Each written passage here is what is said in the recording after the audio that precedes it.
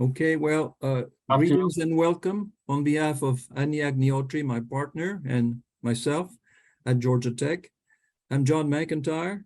I've been a professor at Georgia Tech for a long time. I think you need to probably remove this, if you can, from the screen.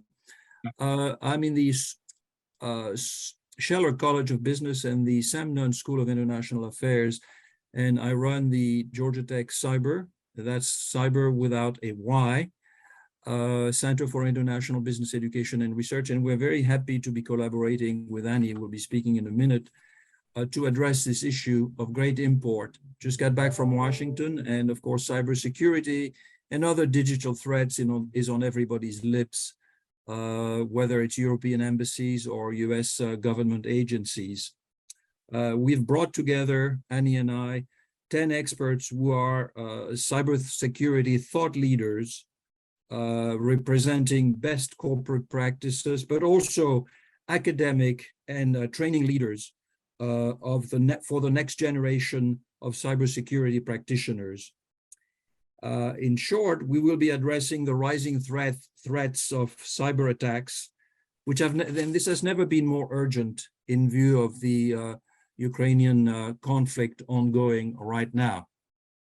State-sponsored threats, ransom attacks, phishing schemes have crippled institutions from pipelines to hospitals, as you well know, and disrupted a lot of businesses. The most recent exemplar of this being a massive cyber attack on Costa Rica.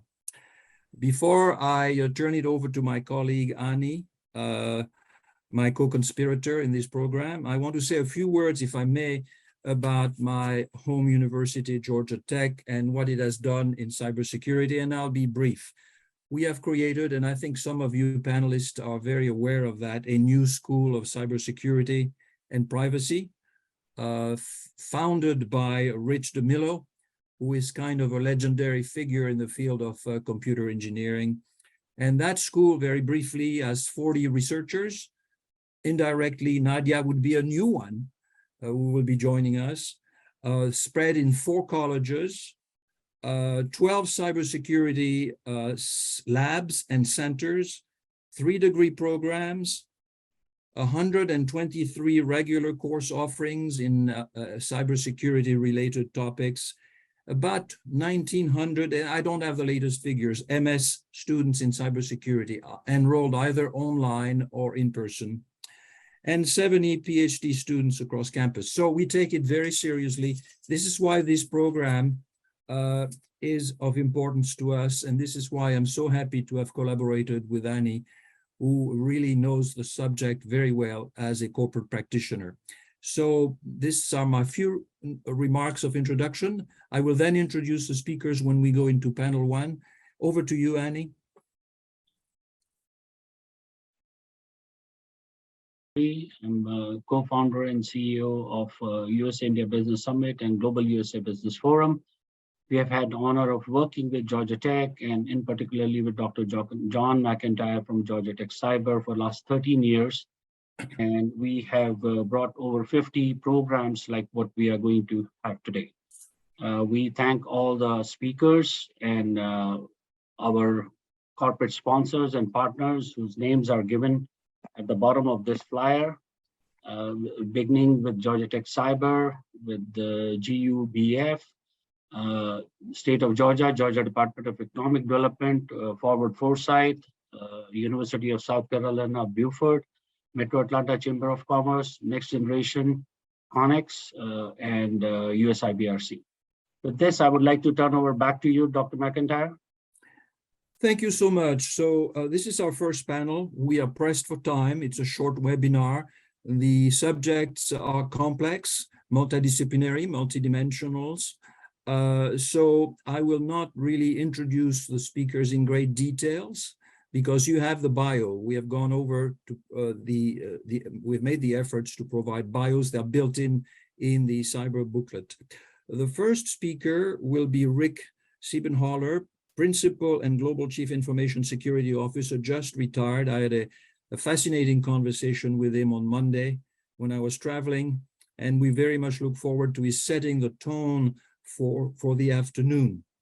He'll be followed by Dr. Alex Schwarzmann, who is the Dean and Professor of Computer Engineering and Cyber Sciences at Augusta University in Augusta. Augusta is the new name for a well-established university, which includes, correct me, Alex, if I'm wrong, the Medical College of Georgia, which has been around for over 100+ years. So it's an important location. You are very close to an Army center, which does a lot in cybersecurity. And then last but not least, I welcome my new colleague, Dr. Nadiya Kostyuk, who is a professor both in the School of Public Policy, heavily involved in public policy relating to cybersecurity and digital nationalism and digital issues. But she also runs the forthcoming Cybersecurity Summer Institute, and she brings to Georgia Tech all sorts of cool new initiatives. She has expertise in state-sponsored cybersecurity, and she will be talking about that. So without further ado, it is now 1:37. We have till 2:25. We hope to have questions and answers. Bear in mind, there is a panel, a free-for-all panel. I would like all of you panelists to please stay for the 4 o'clock panel. We'll make it brief, but we can exchange some ideas. So Rick, without further ado, thank you again so much for taking the time and being with us today and sharing your wisdom and knowledge. Thank you, Dr. McIntyre. It's a pleasure to be here and to participate in the session with all the co-speakers and all the attendees. So in the spirit of time, I'm going to try to quickly go through a handful of slides that, as you said, I think set the stage a bit around what's happening in the cyber risk landscape, the cybersecurity landscape, and hopefully will lead in well to my fellow speakers. So if I don't believe I have control of the slides, so whoever is controlling, I'll just say next slide. So there's nothing new, so to speak, on this slide, but it's obvious from a context setting perspective that technology is really accelerating every organization. Even if you think you're a small mom and pop, cupcake manufacturer, you're using technology anymore. There's a great adoption that's taken place around how corporations and organizations interact with their clients and their customers, through the web, through mobile apps, through a variety of things like that. Obviously, just technology innovation broadly continues to grow and grow, and as it has over the last 20+ years, really leading into the third item there, where information technology, operational technology, supply chains, they're all getting very commingled, which is wonderful in terms of technology being an enabler and improving efficiency and kind of collaboration with your customers and with your peer organizations. However, on the next slide, you'll see cybersecurity and cyber risk, if you will, has really gone from being a back office issue to a business critical issue. And Deloitte, where I just came from, Deloitte's a huge consulting firm, global firm that has 350,000 people around the world. And this was the one topic that our board and CEO felt was so important that it could literally shut down our business. Every other issue, you have time to plan, you can think about it, you can deal with it, you can get your attorneys involved, you can, whatever you have to do to try to manage through some kind of a hiccup that happens. But in the cyberspace, something can happen and disrupt your business and literally, be a business disruptor and disabler overnight. So with that kind of risk, of course, there's a heavy focus on, well, what do we do to manage that risk? You're not going to make it go away. You're not going to take it to zero risk, but you can be effective in how you control risk in the landscape and minimize the exposure that you have. And what you see on the upper left-hand quadrant of this is that organizations are spending a lot of money. In 2021, the estimated spend on cybersecurity was $150 billion to provide software, technology, consulting services, all of those things. And it's all driven by the demand side of this, which is coming from people who have been successful. If you think about the threat actors that are out there, we of course have people who are motivated by money and are trying to break into systems to do funds transfers or ransomware or other things of that nature. But it's not only money. There are clearly state-sponsored hacking things that happen where one government is going after the businesses or other governmental entities, and it's not just government to government, but government to commercial entities as well. You have people who are literally just experimenting to see what they can do. And it's kind of the let's go have fun, etc. So there are a variety of different motivations behind people, and all they have to do is find one or two vulnerabilities, while those of us who are the good guys, so to speak, have to find them all or do our best to find them all to minimize our exposure. So with that said, it's inevitable that we're going to have some shortcomings and failures on our side, the good side, because we can't possibly find every vulnerability in our systems. The tools and the technology aren't quite there yet. So let's go to the next slide and just talk about what are some of the basics that people need to be doing. Given all of the context that I just shared, this scale and sophistication of attacks is continuing to grow. Dr. McIntyre talked about a few things already in his introductory comments, so I won't give you a bunch of examples, but this is a topic, as you all know, if you read the newspaper, for those who do that, if you read online news, if you listen to evening news on your television, there's something happening all the time.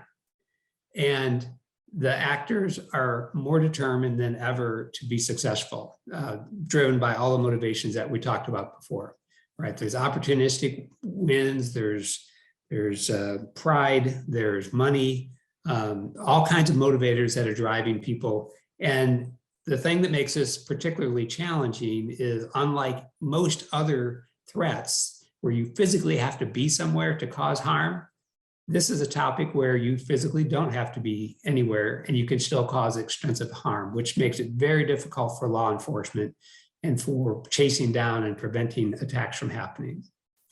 Let's jump to the next slide. If you think about, so I'll let you read through this. I'm not going to touch each of these bullets, and I guess I should ask Dr. McIntyre, are we going to make the slides available? But you're welcome to share mine. But the vast majority of the cyber incidents that we have out there are caused fundamentally by human error. It's either the software developer didn't think about an issue, or a system was misconfigured, or somebody forgot to tune it in a certain way, etc. Fundamentally, we have a lot of human error-based attacks that happen or breaches that happen in our environment. Most people feel like cybersecurity risks are growing, as you see in the third bullet, and very few organizations feel like they've got this under control. In fact, I would assert that anybody who feels that they have this under control is ignorant of the problem. They don't really understand the risk. And I say that as formerly serving, just recently retired as the global CISO of Deloitte. We had attacks happening in our environment every day, every minute of every day. So it is not a question of whether you are being attacked. You are. The question is whether you know you're being attacked and what you do about that based upon having knowledge. So again, without going through all of the items on here, there's a lot of risk that's out there and a lot of exposure that we're all confronting and dealing with. So let's jump to the next slide. When you think about the cyber risk landscape, this used to be called security, and then it was computer security and information security. But we went from this world in the early 2000s where the focus was on compliance. What is the government standard around security? How do we make sure that we're doing it? We could come and get an auditor to come take a look at our environment. And that's when it was really considered an IT issue.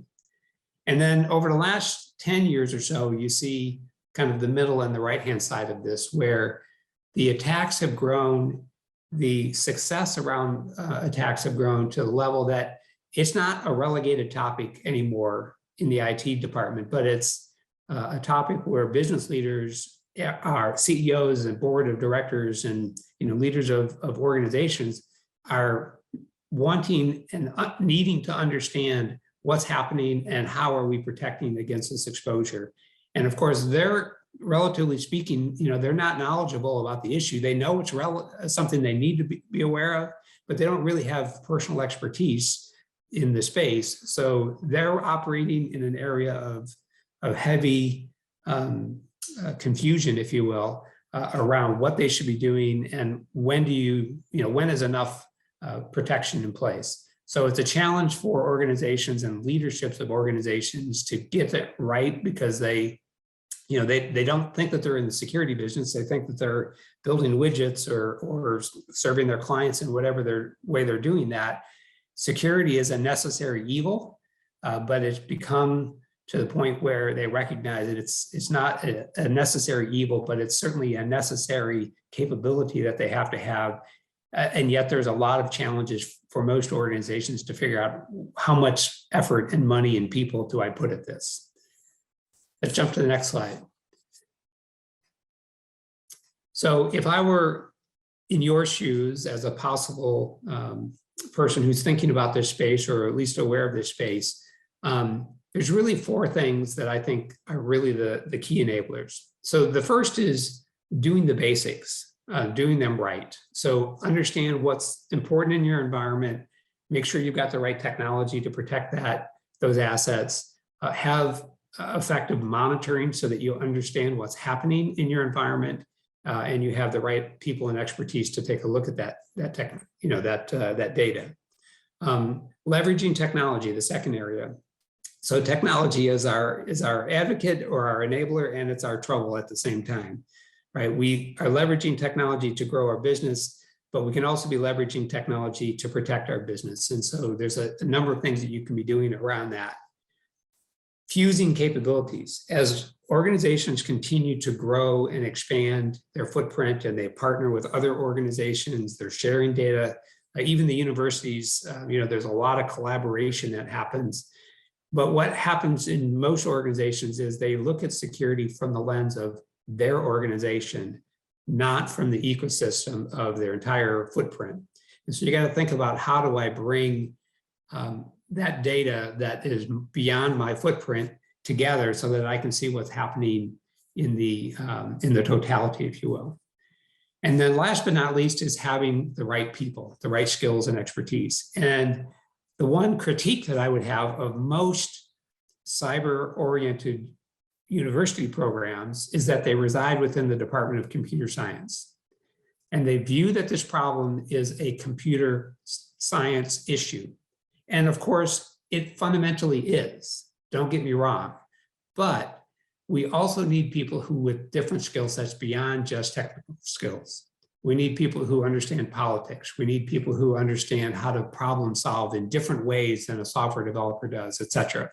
So people from the business school, liberal arts majors, there's a whole spectrum of competencies that I have found and Deloitte has found over time that you actually need more than technical skills to really effectively manage this issue. So we need to think about, how do we build the right skill sets to complement our technical expertise with extra, with other capabilities beyond where their sweet spot is, so to speak.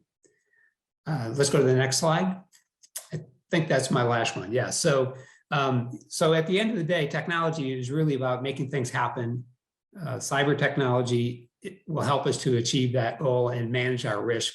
If anyone wants to, I am happy to have follow-up phone calls. You see my contact information on there. But in the spirit of our time, I'm going to hand the baton back to Dr. McIntyre for our next speaker. Thank you so much, Rick. Really excellent presentation, which really provides us with a framework within which to reason and think through all of the issues, the complex issues. I'm particularly appreciative of your remark, and I'm sure Alex and Nadiya will also, that cybersecurity from a training and academic point of view requires the integration of many disciplines. Thank you again. We'll be back to you for questions and answers and at the 4 o'clock panel. We next turn to my colleague Alex in Augusta. Alex is a distinguished academician, distinguished researchers, and Augusta University is indeed very lucky to have him. He came down, if I recall, from up north, if I dare say that, to join a Southern University, part of the university system of Georgia. Alex, the floor is yours. Thank you so much for the introduction, and thank John and Annie for inviting me. It is an honor. I think that Rick's remarks were excellent, and I agree with every single point he made. The cybersecurity challenge is increasing and becoming worse every year. And currently, there are over 600,000 of unfilled cybersecurity positions nationally. Closing this gap is going to be a challenge. I will note that the 150 leading universities in the country are graduating only 40,000 bachelors in computing disciplines, 20,000 masters, and about 2,000 PhDs. Not all of them are working in cybersecurity. So closing the gap is going to be extremely challenging. National Bureau of Labor Statistics, for example, states that there are more than 20,000 new entry-level jobs requiring at least a master's degree, and that is another challenge. The level of competence is required to address some of the issues is increasing. Now, the enrollment is growing. You know, as John indicated, I moved 3.5 years ago here from the University of Connecticut, and although the university has its roots going to 1828, Medical College of Georgia, my school is only 4 years old. And in the past 3 years, we have doubled our enrollment from 300 to almost 700. And we have introduced 3 new cybersecurity-oriented degrees spanning a spectrum from engineering on one side, computer science in the middle, and business-oriented aspects of cybersecurity. So indeed, it is extremely important to have the breadth of expertise. It is not just computer science. Now, enrollment is growing nationally, but there are not enough students who are pursuing cybersecurity-oriented education for good reasons. They may think it's all fun and games, but the degree programs are very rigorous, and the students sometimes are stunned at how much rigor is in the program. So it is important for us to better inform our high schoolers about careers in cybersecurity. Now, we're getting some help in terms of graduate level enrollment. For example, nationally in the PhD programs, over 65% of all students in the doctoral programs are international. So this is fantastic because we're bringing in overseas talent, but at the same time, it presents a challenge. Most of these international students are, of course, wonderful students, and many of them are becoming ultimately good citizens of the country. But there is also a very serious issue of scientific espionage.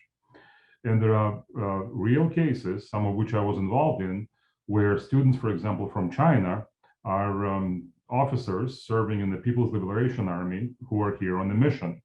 And that is a substantial concern.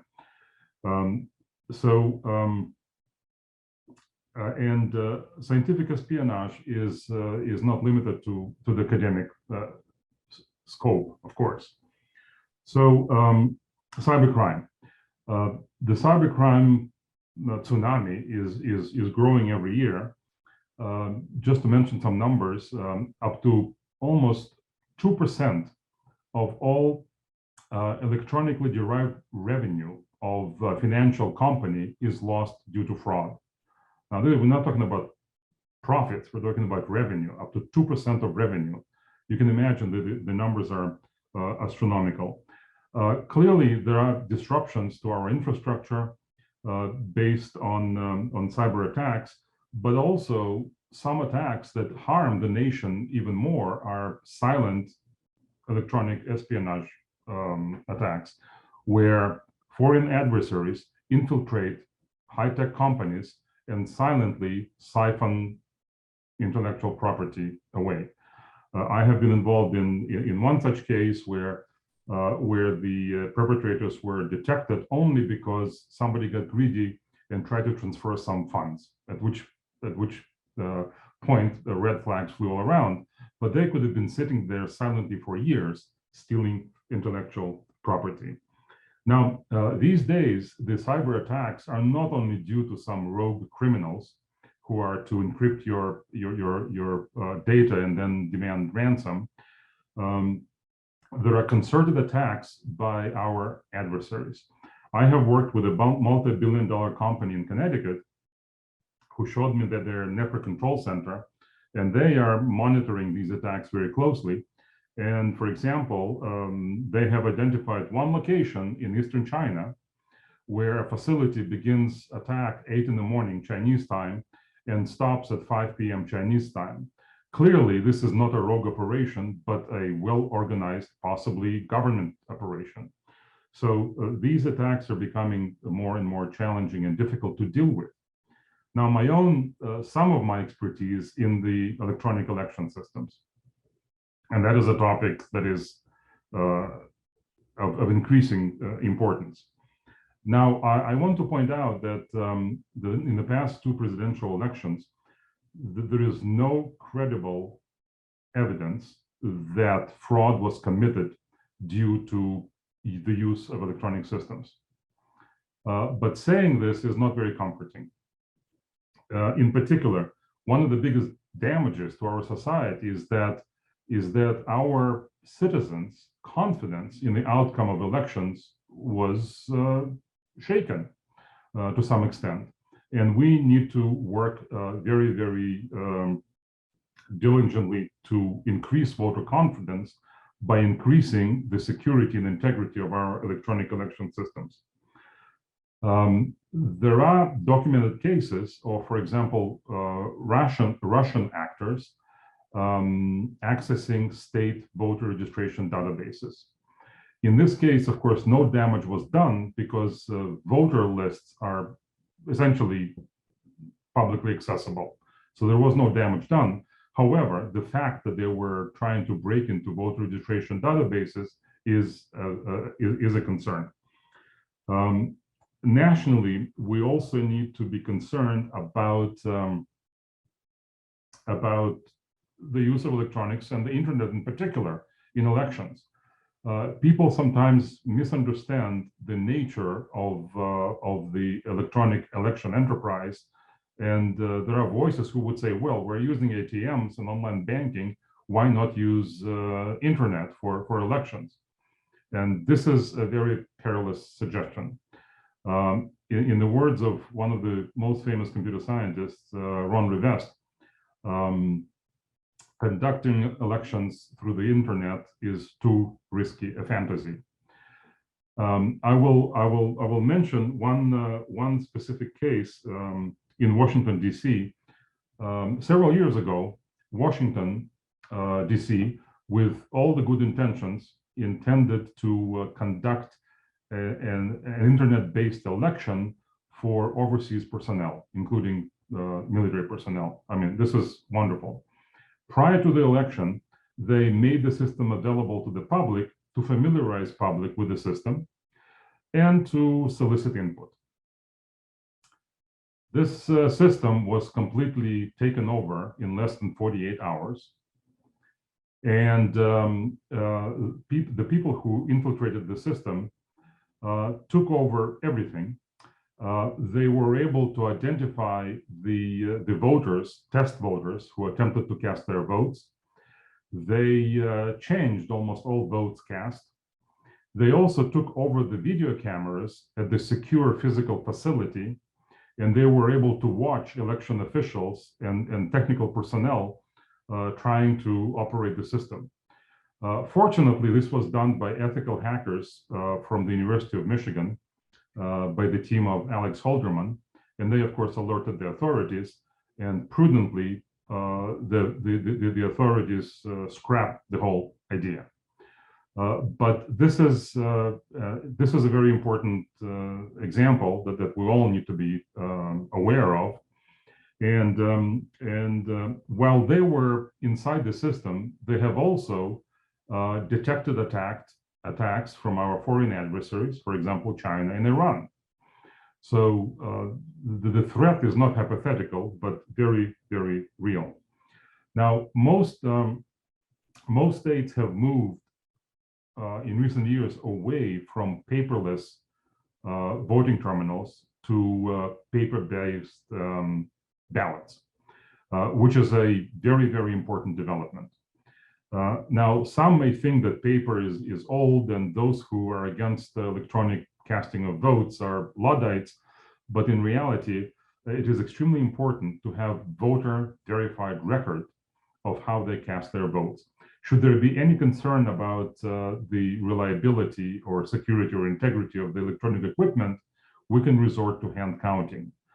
Without paper ballots, well, you can ask the machine all day long, could you please double check yourself? And it will say, yes, I did, and the result is still the same. I mean, we do not let our banks to self-audit. Why should let the voting equipment self-audit the results of the election? So audits are extremely important. And again, there is not enough nationally, not enough personnel, qualified personnel, to work on cybersecurity issues broadly and election enterprise in particular. I know that the DHS made substantial effort to increase their competencies in the area of electronic election systems, and that is extremely important. So let me stop my remarks now, and thank you. Thank you very much, Alex, for shedding light on the electronic election system. I'll have a bunch of questions for you, assuming we have time, on the question of e-democracy, which we have been talking about for a long time, I think 30 years. Next, we turn to Nadiya, and I want to express, if you will allow me, Nadiya, my thanks for you being here today. Nadiya is about to be a new mother. Congratulations. I hope things are going well. Thank you for being here today to share your expertise. And you're going to be talking about the Russo-Ukrainian crisis and its impact on data issues. So the floor is yours. Great, thank you so much. I'll follow Dr. Schwarzmann lead and talk a little bit about my research on Ukraine and Russia, and so what's happening right now. And then I'll talk a little bit about,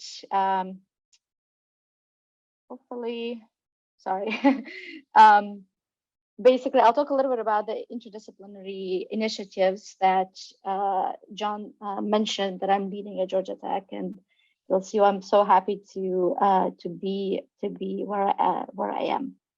So when the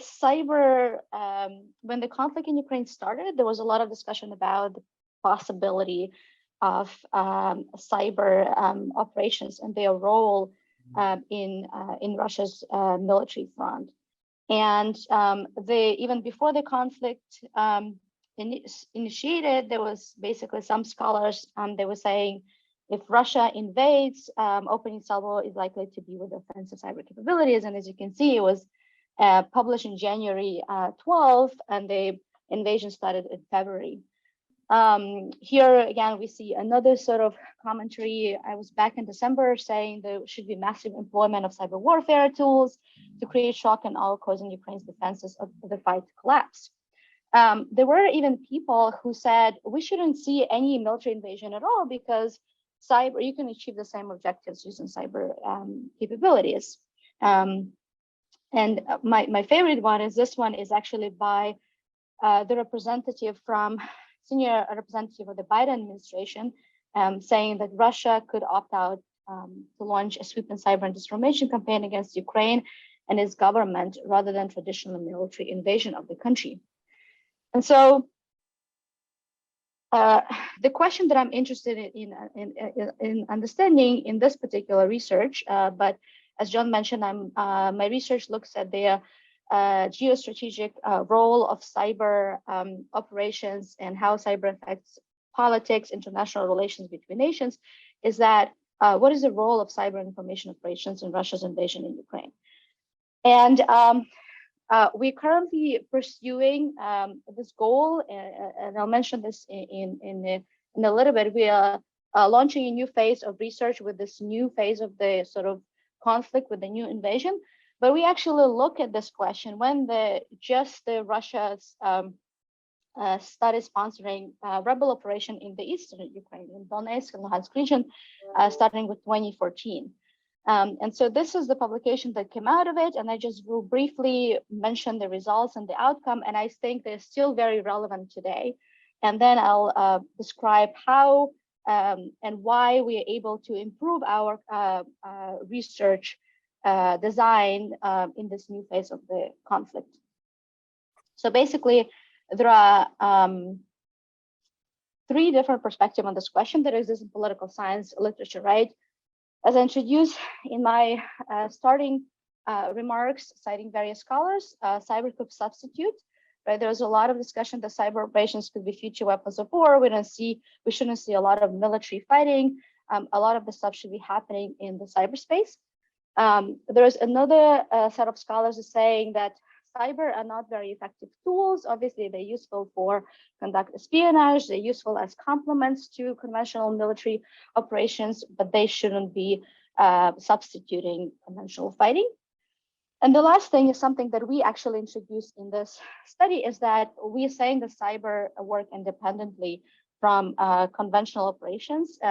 In general, we see this in the study that as that pertains to Russia and Ukraine conflict, but also we conduct another study looking at the global scale.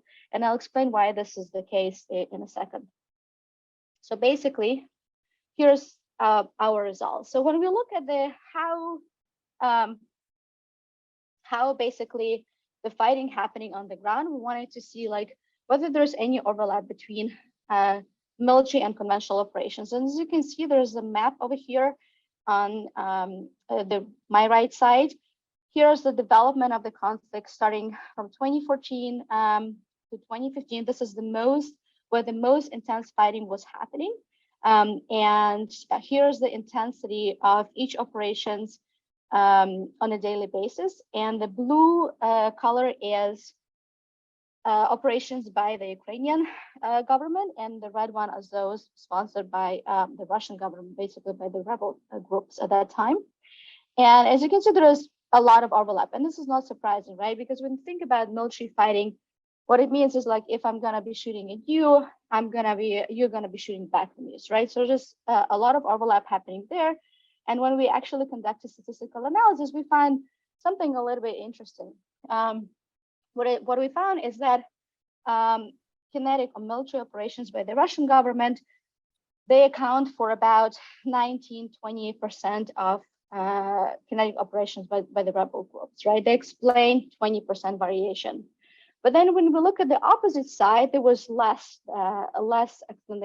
explanatory power there, basically only 5%.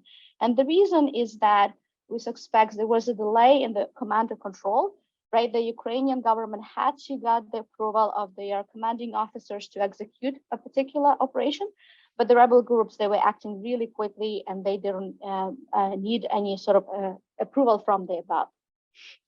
And then which attempted to understand how cyber operation affected these military operations on the ground. And we found it interesting is that basically we look at whether they would explain long or short-term variation. What I mean by long-term is whether there was a reaction in a day, 2 days, 3 days, or up to a week. And we found there was less than 1%. So what it means is that the military operations were happening on their own and the cyber operations were happening on their own by both sides, and there was no coordination whatsoever, right? So it was completely randomly executed operations. And lastly, we also wanted to see whether the cyber operations by the Ukrainian side and those cyber operations sponsored by the Russian government, whether there was also some overlap there. And again, here we see there's almost very little impact. And this is the same map, but for the cyber operations. And as you can see here also, there is like very little overlap, even if we look visually what is going on. And the reasons for this, there are a few basically. What we've done, we actually conducted the interviews with the people from the Ukrainian government, private sector, as well from some of the hacking groups, those that I was able to reach in, and they pointed to a few reasons why there was very little overlap between cyber and military operations at that time.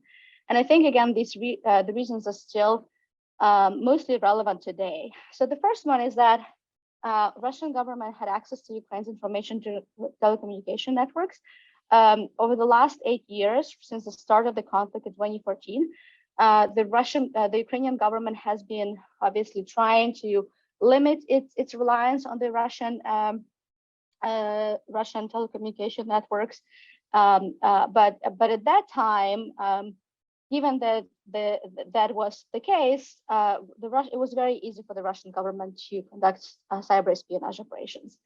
And I think the second reason in particular is this is what we tend to hear about in the news reports, right? So when we hear there's a lot of sort of cyber warfare happening, particularly Microsoft report that was published, I believe, in March or April, also discusses how much of sort of Russia inputs into execute particular cyber espionage, cyber operations in general.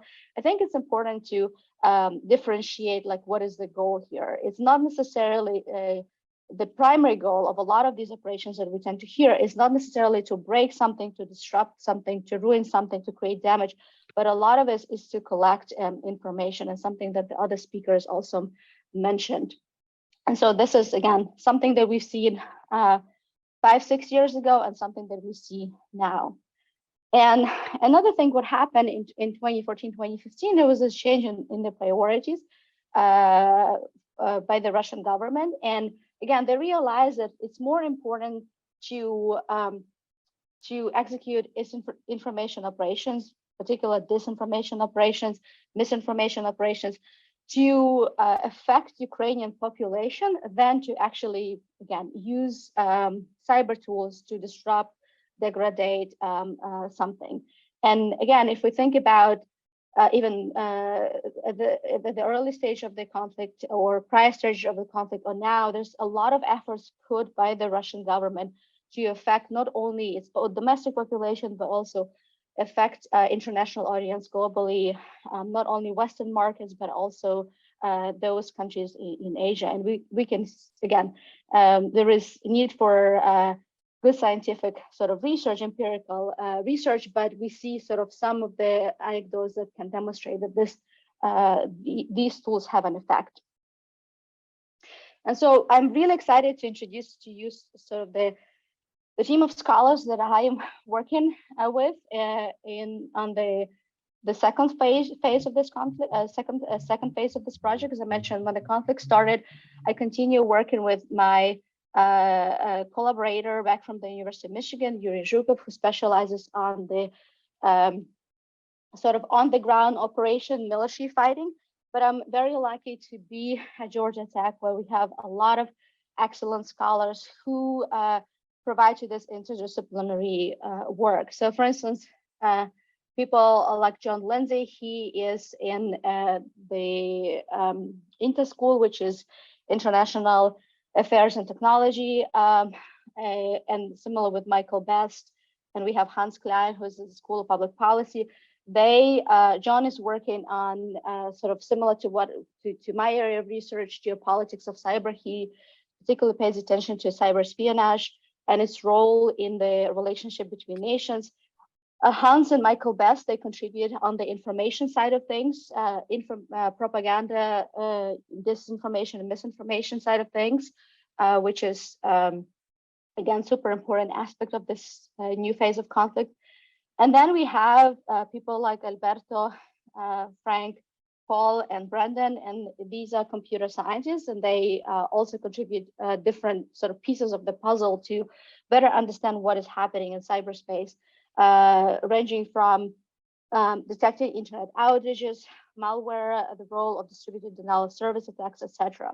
And so I call it as like a dream team, because now I'm very excited to look at this question, but with the very sort of better data, micro level data, something that we actually missed many years ago.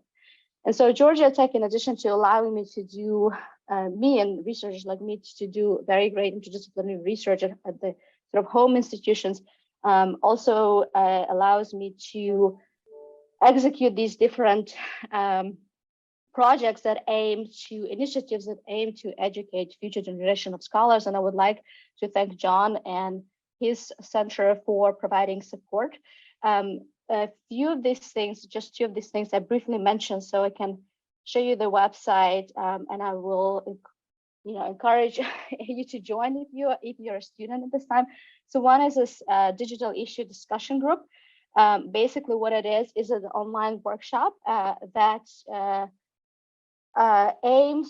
allows students, but also researchers from all over the world, from social science background, computer science background, to present their ongoing projects. It doesn't have to be necessarily published. It's something that you're interested in getting feedback, meeting future collaborators, etc., etc. As you can see, hopefully you can see here, it's digitalissue.org. And another thing that I am launching this summer for the first time, as John mentioned, it's called Cybersecurity Summer Institute. So when I was back in grad school, I realized that either students tends to be in the social science department, political science, public policy, or they tend to be in the computer science department. But the questions they're interested in understanding is tend to have an interdisciplinary nature. And Georgia Tech has this unique opportunity, especially with this new school, that provides us with the resources and faculty being at one place that students can go to. But not a lot of countries are I meant to say programs are lucky in that sense. And so what we're creating here at Georgia Tech is that we are bringing faculty and using our own faculty to lecture on one particular topic, providing two different perspectives, technology perspective and social science perspective. And we are bringing here PhD students who are working on their dissertations and are interested in the interdisciplinary aspect of their particular questions, but they are lacking this support in their home institution. And so again, I'm very excited. This year is the first year around when we are launching it, but hopefully it will become an annual thing. And again, I would like to thank John for supporting this important initiative and for giving me the time to briefly introduce them here. Thank you again, and I look forward to your questions. Thank you, Nadiya. Great. And I wish you luck as you pursue the cybersecurity summer workshop. And I hope our colleagues in Augusta will be interested. And I hope all participants will put the word out. Thank you. We have very little time. We have about 7 minutes left to ask questions, and I'll take the privilege of the chair to raise a question, which is dear to my heart. Coming back from a week in Washington and listening to what's uppermost in the mind of the administration in terms of collaboration, the TTC, which just had its meeting, first meeting in Pittsburgh, the second one was in Saclay, which is a concentration of engineering school in France. That was about 3 weeks ago. What mechanism do you view for NATO-related countries, or I hate to use these broad expressions, Western-type countries, which represent about 55% of the market in IT-related products and flows? What do you view as ideal mechanism to ensure there is collaboration? In export controls, we have had since the end of World War II mechanisms which allow all of the allies to really collaborate in deciding which technologies are dual use with military implications. What do you see on the horizon line for cybersecurity? Perhaps I should turn to Rick or you, Nadiya, or Alex, in that order. It's a tough question. What mechanism, what regime would you like to see emerge out of this evolving geostrategic order? Well, I can very briefly comment on our work in the academic setting. We are working speaking of our NATO allies, we are establishing a partnership with the Saint Cyr Military Academy in France, where their cadets will be studying with us for at least one semester, and our ROTC cadets will be going to France. And last fall, we already hosted 2 cadets from France, specializing obviously in areas of cybersecurity. We're also developing, we're starting to develop a similar relationship with Bundeswehr in Germany. We have just last month, we signed a cooperation intent agreement with the Ben Gurion University in Israel, one of the top universities worldwide in this area. And we will be developing collaborative projects as well as a joint PhD program with them. So these are the efforts that we're pursuing in academic setting. Thank you. Nadiya, Rick, Nadiya, we have a few minutes left. I would just say, Dr. McIntyre, that I think the export control, challenge, if you will, well, it is exactly that, because of course, the U.S. government understandably wants to manage the exposure of technology going offshore and then being, essentially used against us or against our country. But with that said, I think that it's quite a complicated issue, because if I were to be candid, US-based technology is generally not US technology. It is created in India, it's created in lots of other places. And so to onshore it and then to turn around and say, okay, now we're going to somehow protect it from leaving the shore is a fool's errand, in my personal opinion. I think we are trying to protect against a threat that has long ago, that ship has sailed, if you will, long ago. Wow. Thank you. It needed to be said, I guess. I noticed Alex was indicating perhaps approval. I'm not sure. Nadiya, do you want to have a shot at it?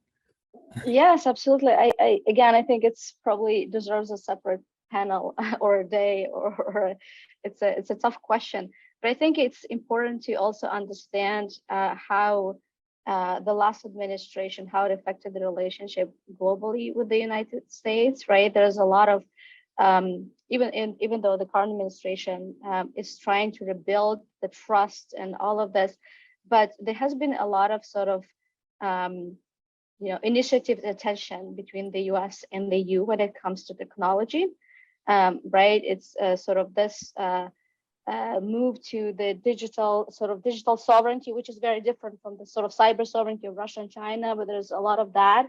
And I think geopolitics, it's a tough, complex issue, and obviously it plays a lot when it comes to export control, and something that Rick mentioned, obviously it further complicates all of this.